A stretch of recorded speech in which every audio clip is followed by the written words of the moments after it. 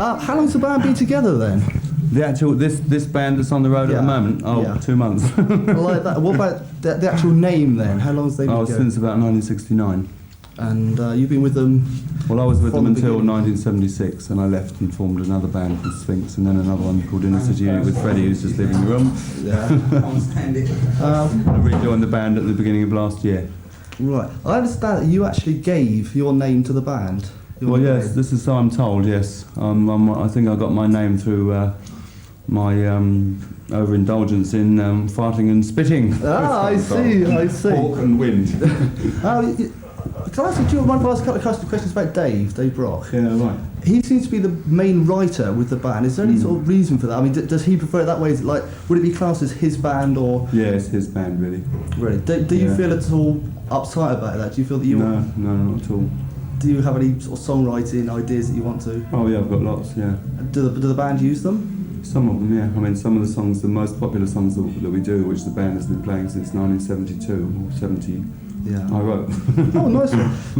Still doing them. When the band started, they had a kind of reputation for being revolutionary. I think is the nicest way to describe it. I mean, for example, there was the singer that got banned. Urban Gorilla. Yeah. Do you think the band have mellowed at all from those days, or not? No, not really. I don't think so. I hope not. I mean, why do you keep going? I know it's a rude question. I don't mean it in any rude way. We need the money. It's like that. You really dislike that? Is it no? If I needed the money, I'd get a job. Because the band. I mean, not that I don't need money, but I don't do it for the money. Oh, nice one. I don't play music for money, particularly. Oh, why do you then? Well, because I feel it's a necessary expression. If I can play music and turn people on, and people enjoy it, then it's wonderful. That's why I do it. On the first album, which I think has just been reissued, it says on the back something along the lines of you intend to give people a trip without using drugs. Do you still feel that holds true with the lights and everything? I think so, yeah. If you see the show that we're doing at the moment, I think that's very true, yeah. Because Hawkins always been a very visual band. Yeah, I mean, we don't specifically have any accent on drugs. The band aren't particularly into drugs. I mean, there's no sort of advocacy of taking drugs, except with regard to just telling people to do what they would like to do, and if they want to take drugs, well, that's their affair, it's a private affair, I think. And if they take things that don't do any harm to themselves and don't harm other people. Because at one time the band had quite a reputation for that, didn't they? I believe so, yeah. Something I've always wanted to know personally, because I'm sort of kind of a fan, because I grew up with the Battery. From the first time I saw you was down in Yeovil. Oh yeah. When you still had Stacia. Whatever happened to her? Well, she got married and she left the band, and she's living in Germany now. She lives in Hamburg. And she's just recently opened a shop selling jewellery, which she's been making herself. I think it's the sort of jewellery it was popular about 10 years ago, made out of horseshoe nails. Oh dear, that sort of thing, very heavy metal, I think probably the accent of it. That brings me on to something else. Well in Germany. Yeah, it brings me on to something else, the actual label, heavy metal. Yeah. A lot of people have called Hawkwind a heavy metal band. How do you feel about that label as a label? I don't think Hawkwind's a heavy metal band. I think that, the trouble is that the label of heavy metal has become a cliche, which has been more recently applied to bands that I think are very mundane, really. If I told you that I've only been in the band for just over 2 weeks, Clive. right? Clive. What do you play, Clive? I drums, and I came in halfway through the tour on sort of 24-hour call-out service, And I didn't know anything about Hawkwind at all. I didn't know any songs whatsoever. Right. We got them down Bainbridge. And I didn't know what to expect. I didn't know what to expect at all.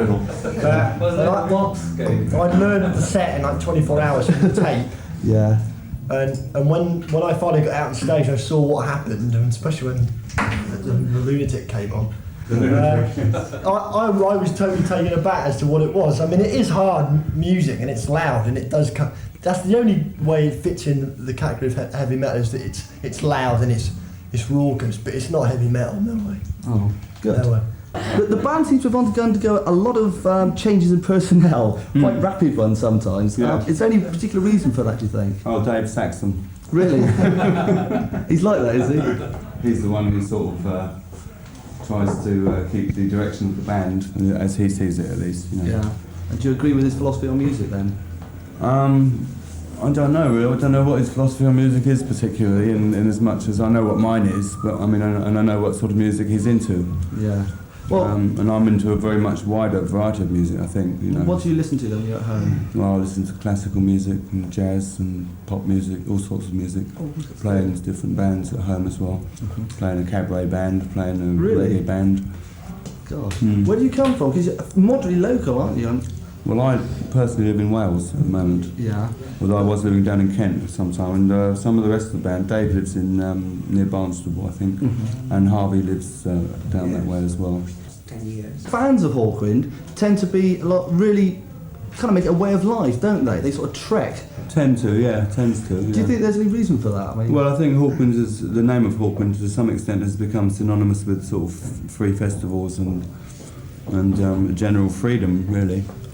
And I think also the band's involvement with doing lots of benefits and things like that, as it was in the early days, and it still does sometimes now when it can be arranged, because everybody's really into that sort of thing.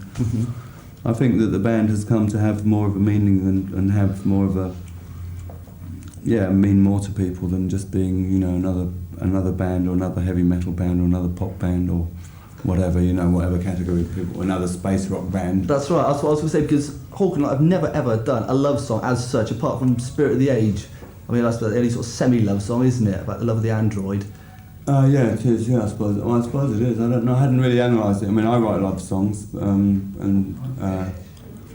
I must say that the songs I've written for Hawkwind haven't been love songs particularly. No.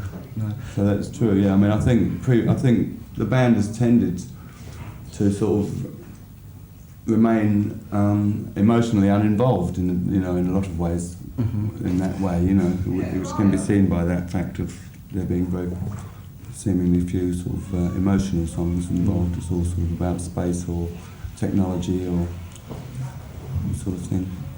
But I write love songs myself anyway, and I have done love songs with my own band, which I had before I rejoined Hawkwind last year. Why did you rejoin Hawkwind? I don't mean that in a rude sense, but I mean obviously there was some sort of rift at some time ago. Well, no, I left the band because I got really bored with it, actually, with the music and the attitudes of the people in it. Yeah. And I've been seemingly more of an idealist perhaps than some other people in the band, because I left rather than, you know, just sticking with it. Yeah. So do you feel Hawkwind had changed a lot from the beginning then? I think it has, yeah. Yeah, I mean, not only the personnel changed a lot, but yeah, probably. Well, the music. Yeah. In what ways? For the better, do you think? Oh, yeah. Although some people actually say that the first album is still the best, which may be true. How do you find it then, working with the band after 2 weeks? Well, it really just on the day-to-day level is just a matter of. The first couple of days are pretty edgy for me. Just getting the show together so quickly, not knowing any of it, and also coming in halfway, everyone else is half tired, and I came in fresh, so you know I had to sort of be aware of things like that. But yeah, I enjoy everybody's company enormously. Were you in any bands before? Oh, no, only just session. No bands really great, no. But I do a lot of work with just other players in major bands, but I'm not notable. Was it difficult to fit in with the rest of the members of the band? Obviously, being sort of 3, was it 4 now? 4 other members of the band. Where? Yeah. 6 altogether now. 6? Yeah. 6? 4 others. Yeah. Do you find it so difficult? Because obviously they were together, they've been together for quite a while. And do you feel kind of like an outsider in a way? No, it was very much a case of every band has its own sort of level of communication, or sometimes not. But this band obviously been a long-established band. The rapport between the members of the band is quite well advanced, obviously, and it was just a matter of me sort of feeling my way into that, like making myself aware of how everyone else sorts the day-to-day problems out, and not coming in and kicking a fuss at, just settling in. It's worked really well. Yeah. I mean, everyone feels there's been no big ding-dongs about what I'm playing or what I should play. I'm wonderful. Clive. I'm wonderful. He keeps telling me so himself. Yeah. Sure, a long tour like this, because it's a month, isn't it, virtually? Well, 6 weeks, I think. Yeah. Nearly 7 weeks. With two nights off? Or 2 days off, yeah. That it must take a lot for a band to stay together under those circumstances. Well, it's very wearing, actually, but you have to pace yourself, and it's quite alright. We go swimming a lot, and, you know, we're all quite healthy. We don't stay up till 6 o'clock in the morning every night and getting drunk or the sort of things that I hear of other bands doing. You wouldn't know anything about? No. Oh, good. No, clean living. Oh, good. How do you feel the current tour's going then? The current tour's going very well, actually. I should say exceptionally well, in as much as we're playing to mostly full houses. We haven't had any press from the tour, which is a shame. We're playing to full houses, everybody's going bananas, the audience is very young. Mm-hmm. I think there's a lot of people, I think the tour is sort of snowballing in some ways. You know, there's lots of people that come to our gigs now that have been to lots of other gigs on this tour. Mm-hmm. And who say, oh, it's fantastic, you know, it's the best we've ever seen the band and all this sort of thing. Which is quite gratifying. Do they say that on every tour though? No, I don't think so. Oh, that's good. Is there an album coming out soon or not? Well, I'm not really sure what we're doing about recording. I would like to think that at the end of the tour we're going to go into a studio and do an album of studio material. But we're recording tonight on a 16-track mobile. I don't know what we're going to use it for. We could put a live album of it out if we want to. But I'm hoping that we won't, because the last album the band put out was a live album. And I think then they had a studio album about a year before that. That's something I was going to say. I mean, Hawkwind, one of the few bands that I know that release a lot of, sort of privately release a lot of tapes of themselves live without anything added to it. And I'm sure a lot of other groups wouldn't dare do that. I mean, is that another part of, not the philosophy perhaps, but the way the band feels about the music and their fans? Yeah, the band has got no shame. You're crazy. But actually, in my opinion about all the material that's been released lately, I mean, it's all trash, really. You know, it's a lot of the sort of live tapes and things like that have gone out as albums. There's bootleg albums been done as well of really poor quality material. And I think it's a drag that so much sort of rubbish is going out. But the music isn't rubbish, but the quality is rubbish, and it's a drag. You know that. You get people say, "Oh, I've got your last 10 live albums," yeah, and they stop buying them because the albums are so bad quality. I think. Yeah, a couple of them. There was a double album released. Yeah, like Takes to the Festivals. That's right. I mean, I thought the music was very good, but it all sounded like it was recorded on mono. Well, that's what it was. Yeah, I think it was. You know? Yeah, and that's what I mean. And that worries you, does it? Well, it worries me. I mean, it'd be alright if we were putting them out really cheaply. You know, if it was going out for $1.99, double album like that. It's still, you know. It's like the Space Ritual, because when that was released originally, that was very cheap, wasn't it? It was about less than the cost of a single album. I think so, yeah. And it was, you know, I mean, the recording quality was quite reasonable because it was recorded on good equipment. I don't know what the playing was like. Although it's quite a popular album. Yeah. Do you find that, I mean, a lot of people think, when they think of Hawkwind, unfortunately just think of Silver Machine because that was the one record that was successful like 12 years ago. Does that really... Do you find that irritating that you get asked to play that still? No, not at all. I like it actually. I mean, we do a great version of it, which you must see tonight. Yeah, you should watch the show tonight. And I mean, what I was going to say about the new version of Silver Machine, you should draw your own conclusions and comment on them yourself. There was on the Live 79 album, there was a fun version of Silver Machine. Yeah. Which was that reprise, I think it was called, right at the very end. It was sort of lasted about 3 lines and exploded. Oh, really? Do you mind if I carry on talking for a while? No, not at all. There's... Shall I find a cup of tea or something, or a coffee? Or yeah, can you get one for him? Yeah, I'll there. Oh, that's very kind What of about you. you? I'll have a black coffee with honey in it, please. How do you find you get on? Now we're alone. How do you find you get on with Dave then? Oh, fine.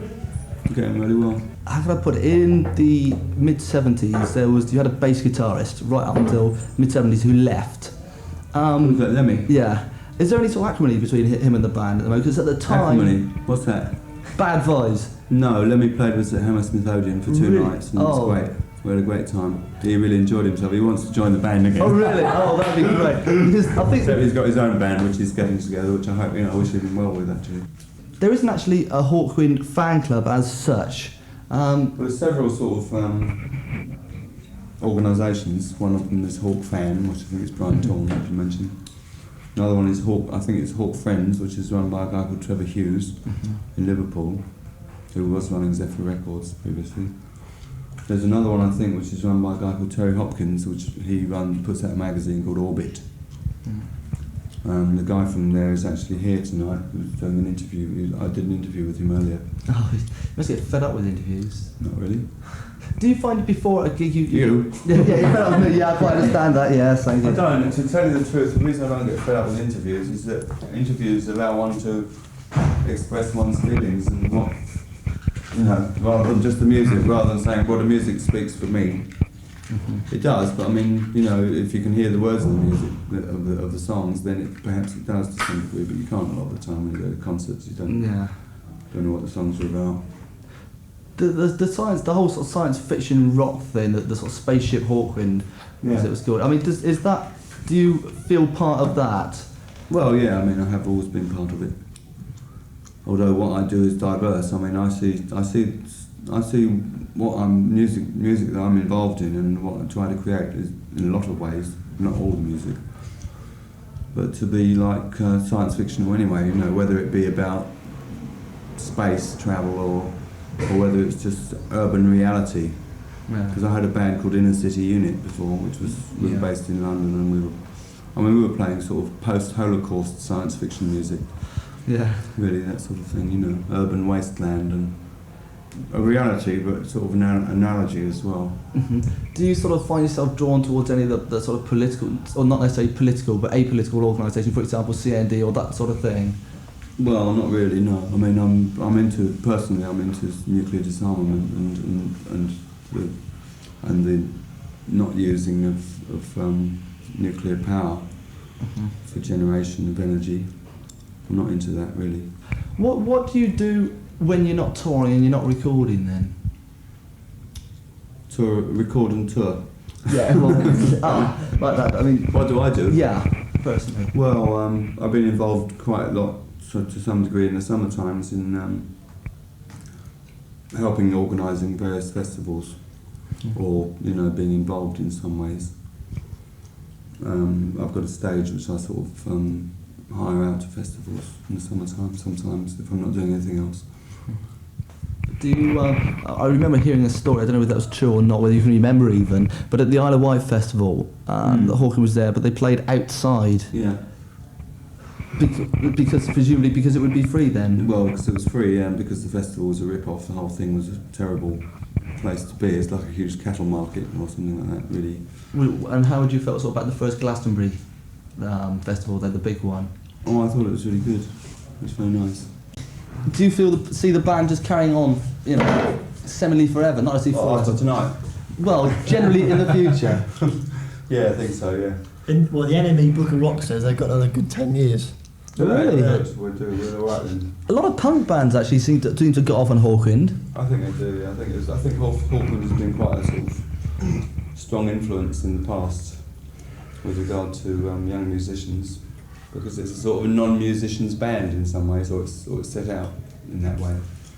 Oh. So it's sort of, I mean, the tunes that the band was popular for, people liked, were such simple tunes that people learning guitar tend to learn to play those tunes very easily. as the first tunes they play. Did it worry you, Clive, being with I say worry, but obviously only been with the band a couple of weeks. Do you feel that when you thought about Hawkwind, or you heard about Hawkwind, did they have any label in your mind or not? No. Like I said, I was totally unaware, and the only thing I ever knew of was Silver Machine, and what it says in the NME Book of Rock. That's it. Was that a picture of me? Yeah, a picture of him painted silver. Audition for Hammer horror films. That's all I knew, honestly. Straight up. Well, what do you feel about the music now? Do you see yourself staying with the band? Well, yeah, for a period of time. I should imagine the next few projects, whatever they might be, I should be involved in until Dave decides he doesn't like me. Everything's, as I said earlier, everything's going great at the moment, so there's every reason to assume that I should be doing the imminent recording and touring and whatever. The Hawkwind triple live album. Yeah. Bootleg. Trash. When you joined the band for the first time, you actually went on stage with Hawkwind for the first time. How did you feel faced with an audience that had come to see? Yeah, that was the only thing that I've come across that I haven't encountered before, was like actually being part of a band that is, receives a good crowd response. I mean, everything else I've ever done has always been either playing for support band or just session work, and to suddenly be on the receiving end of the noise and the atmosphere was quite unnerving, you know. Do you get bad nerves before a gig? No, I never have done it until the first night I did Folkestone.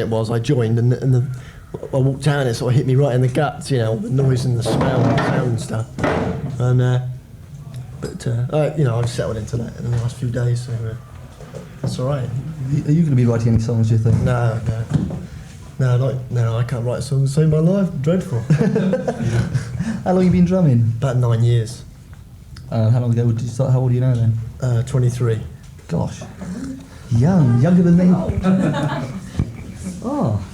Hi there, Harvey. This is it's Harvey. Bainbridge. Harvey lives. Hello, Harvey. Harvey lives very near to Taunton. This Hello, Harvey. Taunton Hospital. Taunton, are you? Yeah, Taunton Hospital Radio. Oh, Taunton Hospital Radio. Yes. Taunton Radio. Yes. Oh, thanks, man. How long have you been with the band? You're one of the I'm an old stalwarts. boy now. Yes, I'm an old boy now. I'm in the sixth form now, you know. He's a prefect. I'm a prefect now, yes. No, I've been there 6 years now. And Nearly. do you still enjoy working with the band? Yeah, it's all right. It's all right. It's all right. You all right, are you? Yeah.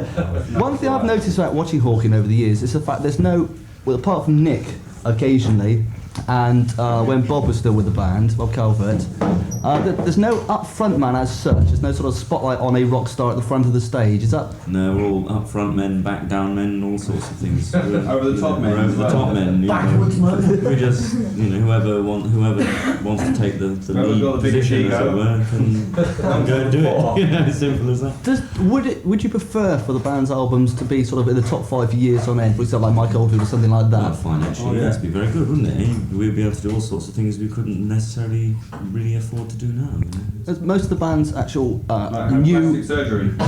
most of the band's My new nose releases. changed. Thank you, Nick. Jack down on Michael Jackson though.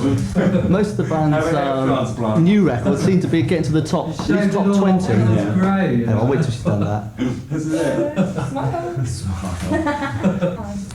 Yeah, most of the band's albums sort of the new ones do seem to get into the top 20, Yeah. but they don't seem to stay. They sort of go in for about 4 or 5 weeks while we're on tour, and then as soon as we stop touring, then there's no publicity machine to follow it through, you see, so it all falls down by the wayside, everyone forgets, and so you just have to wait for the next one to sort of be put out. But, yeah, it would be nice for them to hang around for a lot longer time. Would you like to be a rock star then? Have little girls follow you all over the place. Yeah, they do now, I think, don't they, Nick? They follow you all over the place. Yes, they do. They follow me all over the place. Take my clothes off at some gigs. Do you write any of the band's songs? Do I write any of them? Yes, Yeah. I write some of them. Yeah. How do you feel then about? I was talking to Nick earlier about not writing love songs, and it all seems to be the sort of science fiction idea. Harvey does write love songs, don't you, Harvey? Well, I do Oh, actually. there I is write all one. sorts of things. I He mean, loves his computer. yes. Oh, you got what computer have you got? Loves his synthesizer. It's not rare. It's not actually a computer in the real sense. It just keeps the old ticker going. No, Oh, I see. It's involved in it's part of the Moog keyboard. It's Moog have come up with this synthesizer, which is basically a computerized synthesizer, a little one, and it just works on a computer level as opposed to a synthesizer, as opposed to an analog level. So it works on a digital as opposed to analog. And that's what I've just been reprogramming because some twit blew all Don't look the at me! programs. Don't look at me! Look at me! What's at me? Not We me. had problems with the mains today, and consequently, all the programs, all the presets in there, had all been dumped, and so I just had to reset them. Oh dear, that would just be Very feel annoying. painful about that. Yeah, it's very How do you feel? It's going towards the end of the tour now. Does that sort of bring you a feeling of relief?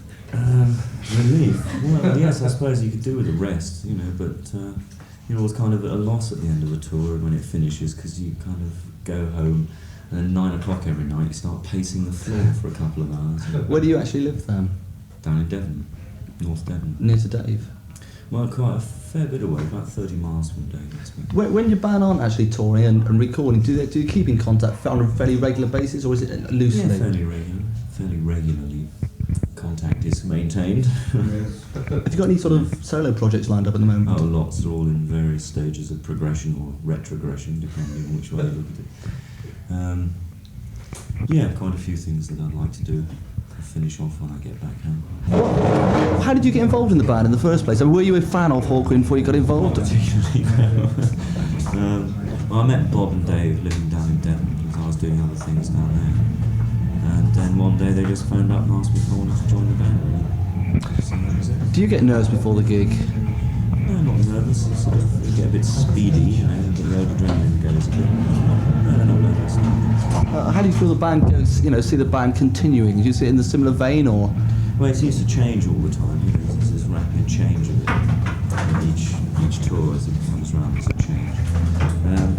I just, at this stage of the tour, I'm not even I can't even remember where we were 3 hours ago to a certain extent. So I can't at this moment think of anything in the future other than sort of getting through tonight. Well, yeah, it's just preparing for tonight. Because if you prepare yourself right, then it all goes smoothly, and then that's it. Which is why I'm going to go now. Oh, right. Okay. Well, thanks very much. Okay.